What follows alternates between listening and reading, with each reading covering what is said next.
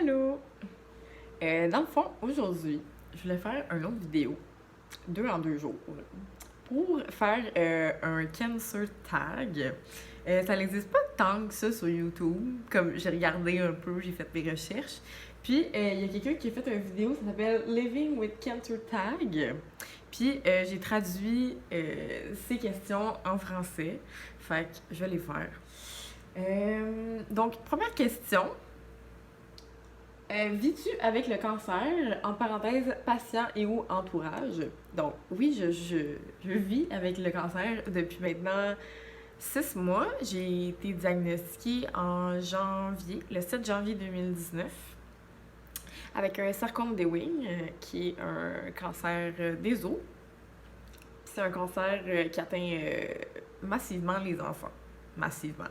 Qui atteint plus les enfants.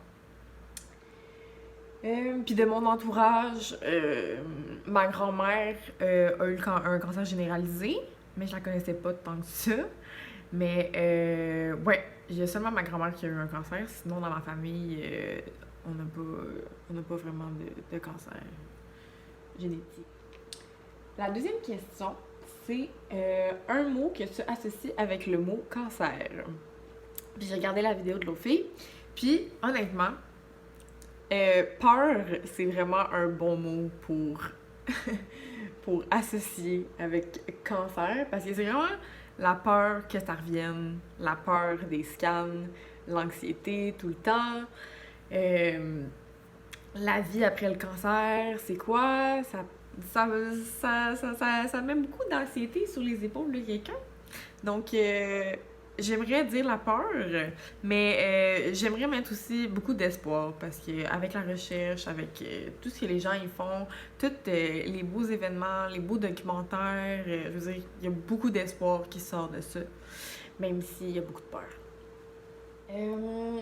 La troisième question, c'est quelle est la partie la plus difficile de ton cancer? La partie la plus difficile, c'est honnêtement les traitements.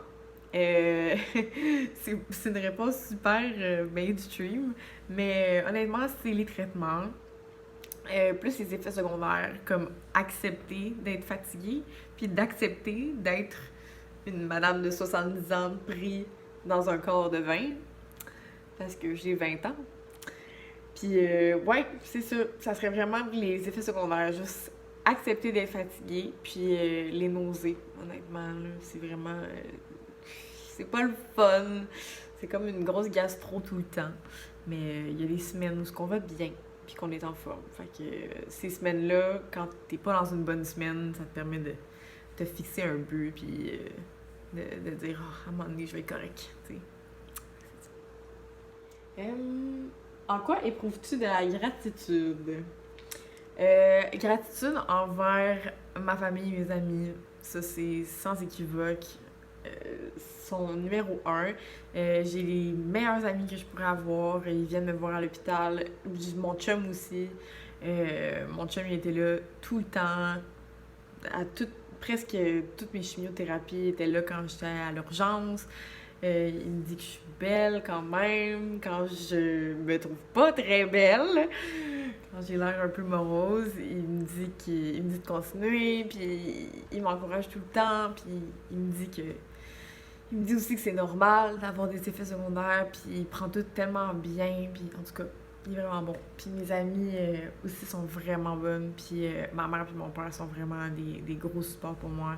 Ils font vraiment tout pour, tu sais, me remonter le moral, m'acheter des petites perruques de temps en temps, me faire des lunchs pour être sûr que j'aille des lunchs tout le temps, à portée de main quand j'ai pas assez d'énergie pour me faire de la bouffe.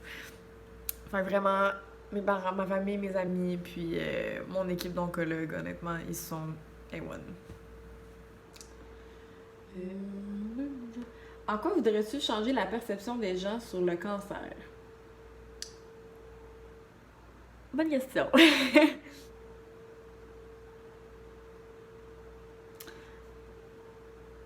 J'ai trouvé ma réponse après y avoir passé longtemps.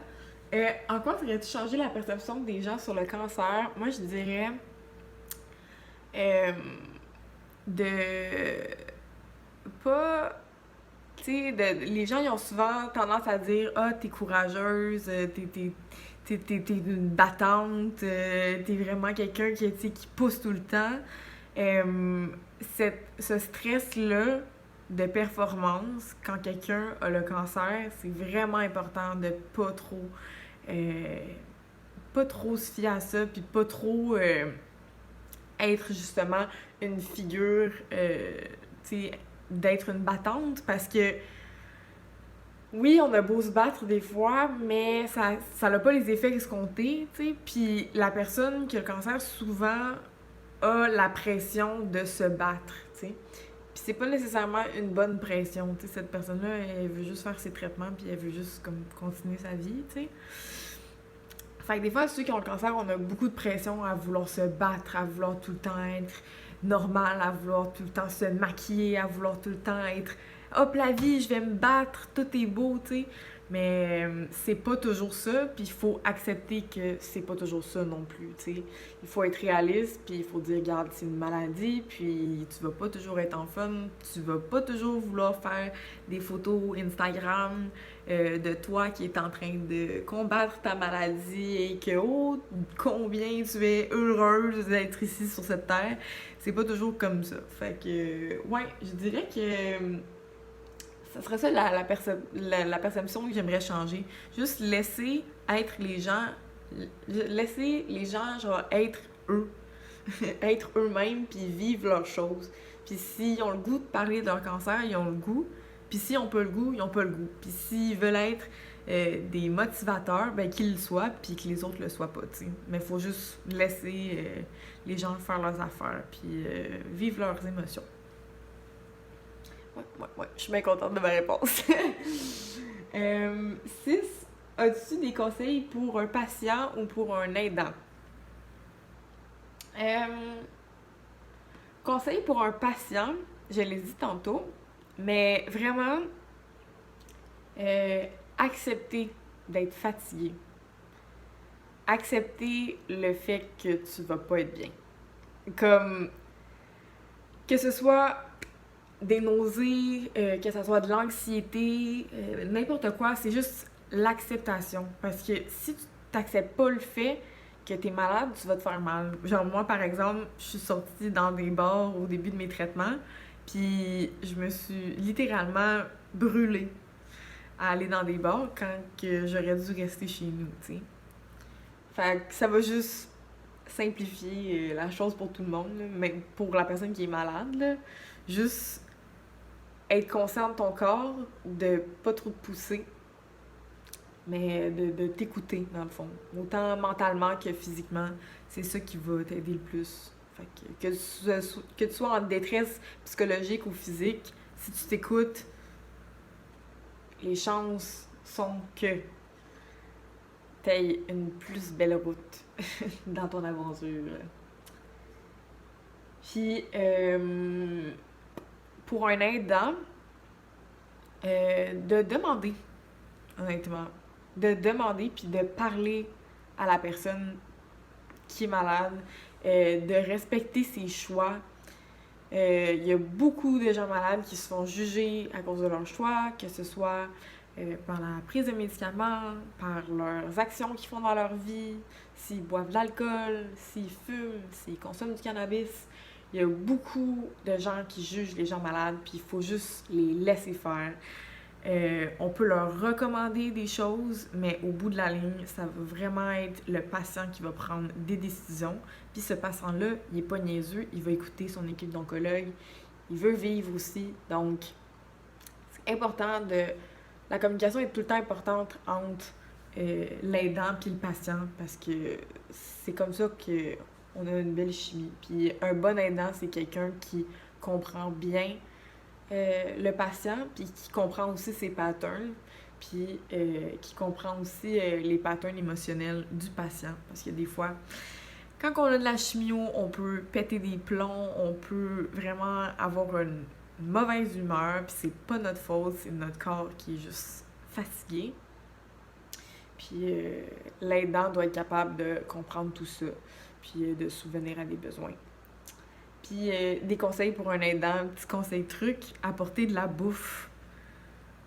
à des gens qui ont le cancer. C'est la meilleure chose.